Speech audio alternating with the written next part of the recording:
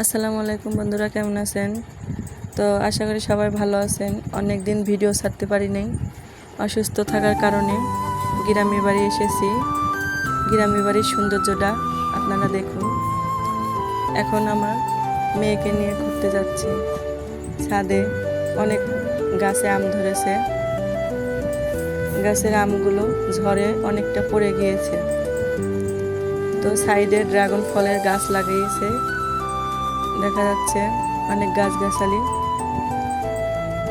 গাছগুলো অনেক ভালো লাগে। বিকালের সৌন্দর্যটা, পেঁপে গাছটা এত বিকালবেলায় এখন অনেক কাজ থাকে মেয়েদের। তো অনেক রকমের গাছগাছালি, লেবু গাছ, আম গাছ, এই যে অনেকগুলো মুরগির বাচ্চা, পেয়ারা গাছ, অনেকগুলো ফুলের গাছ। এই তো ছাদের সৌন্দর্য কেমন হয়েছে অবশ্যই জানাবেন।